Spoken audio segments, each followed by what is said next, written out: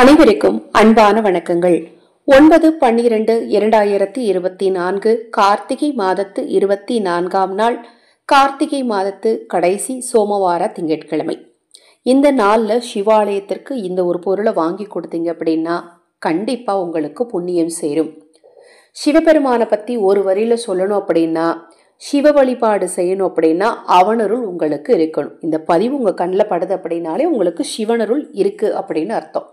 ஏன்னா சிவ வழிபாட்டை சிவன் நினைச்சா மட்டும்தான் நீங்க செய்ய முடியும்.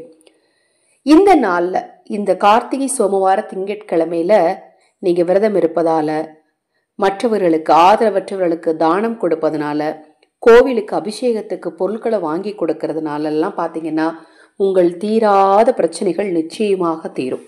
இன்றைய நாள்ல பசுவிற்கு பச்சரிசியை தானமா கொடுங்க.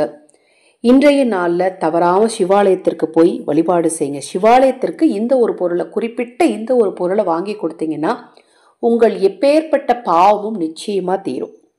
ஒரு மனிதனுக்கு வாழ்க்கையில பிரச்சனை மேல பிரச்சனை, துன்பத்துக்கு மேல துன்பம், ஆரோக்கிய குறைபாடு, மன ரீதியான பிரச்சனை, குடும்பத்துல சந்தோஷம் இல்லை. காரணம் என்ன? தெரிந்தும் தெரியாமலும் செய்த பாவம்தான். நான் செய்யலைங்க அப்படின்னு நிறைய பேர் சொல்லுவாங்க. நான் என்னங்க பாவம் செஞ்சேன், கஷ்டப்படுறேன். நமக்கு முன்னாடி வாழ்ந்தவங்க தெரியும் செஞ்சா தெரியாமலும் செஞ்ச பாவம் கூட நமக்கு தான் வரும். ஏன்னா அவங்க சேர்த்து வச்ச சொத்தெல்லாம் நமக்கு தானே.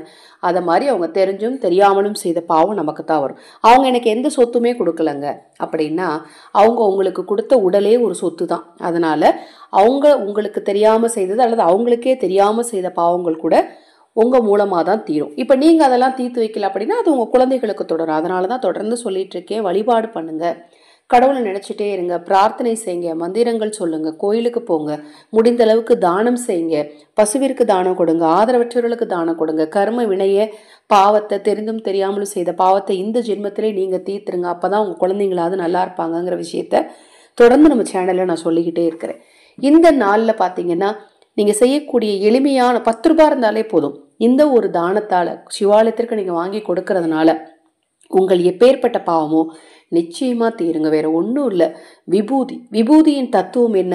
ஒண்ணுமே கிடையாது. கடைசியில எல்லாருமே சாம்பல் தான். அதான் விபூதியின் தத்துவமே.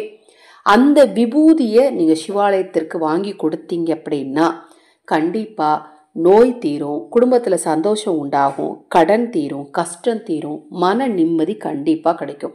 ஒரு 10 ரூபாய்க்காவது ஒரு விபூதி பாக்கெட்டை வாங்கி சிவாலயத்துக்கு வாங்கி கொடுங்க.